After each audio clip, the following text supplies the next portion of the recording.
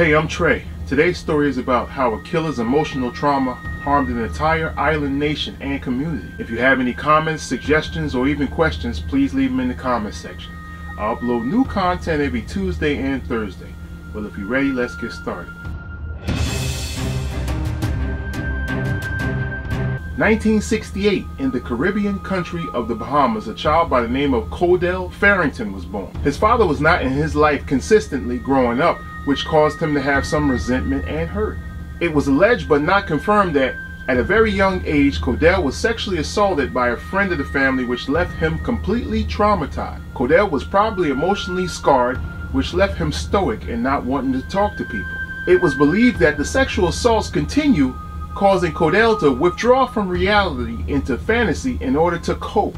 Also, being traumatized likely caused young Codell to be unable to express his feelings to anyone about what happened to him. This left him alienated by his peers. This compelled him to take up artistry. Drawing pictures helped to calm down his stress and revengeful thoughts. Codell became exceptional at expressing himself through paintings. For hours on end, he would go to isolated areas of the island and just draw paintings of his life after being sexually assaulted.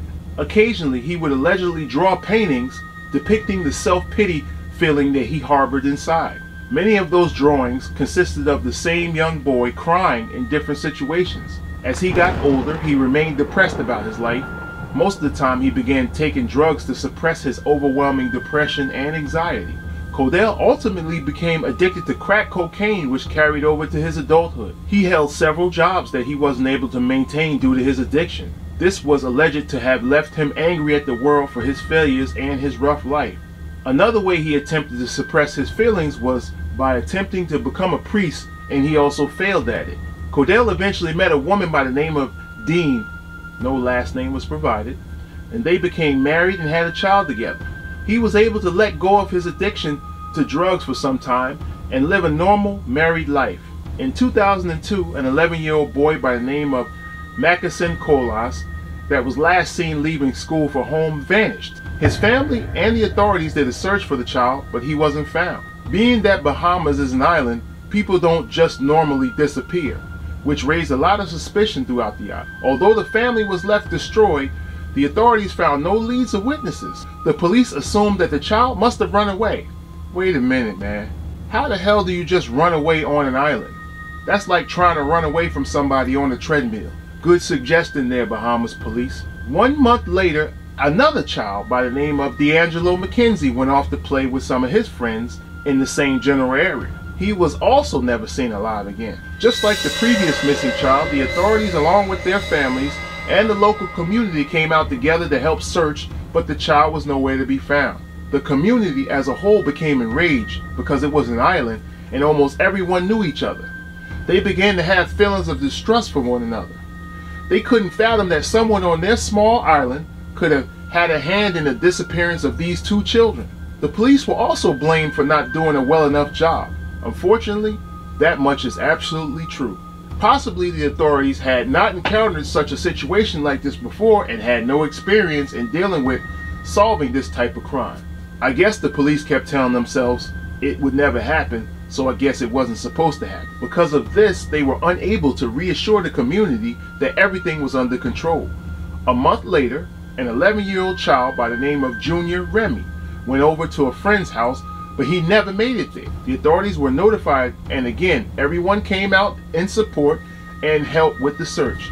You can only imagine what was going on in everyone's mind that lived on this small island community. Someone in their vicinity was a serial killer by making these children disappear. They were probably wondering who could be the killer amongst them, and are the children still alive?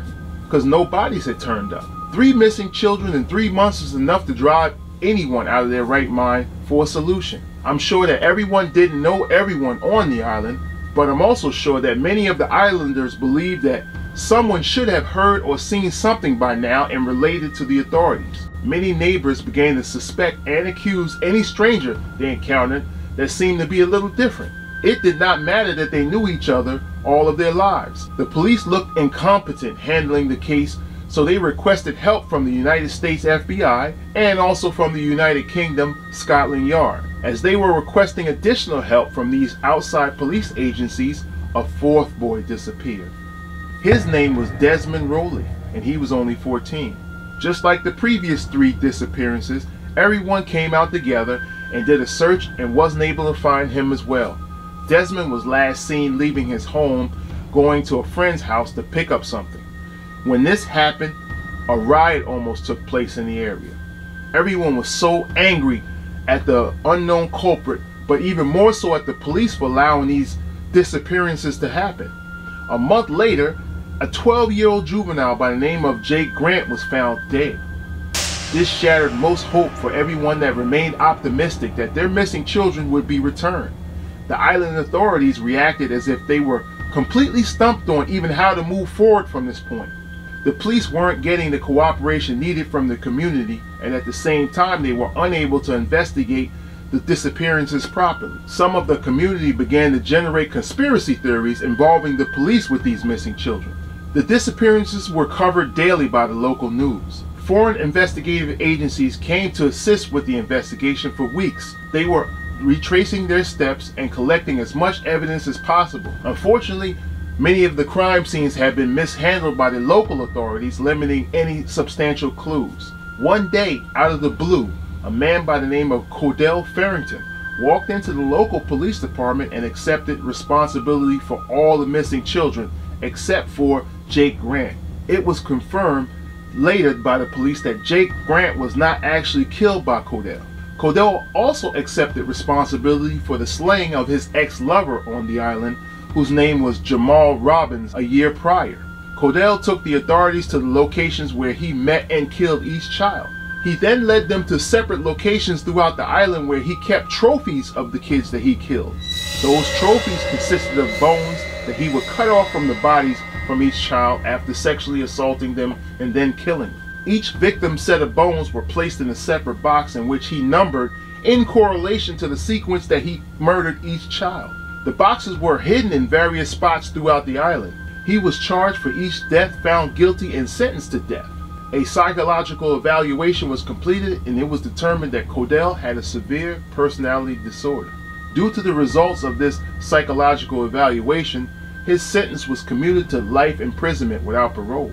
If you enjoy more stories such as these, click the suggested video above. I also upload new content every Tuesday and Thursday. God bless and stay safe.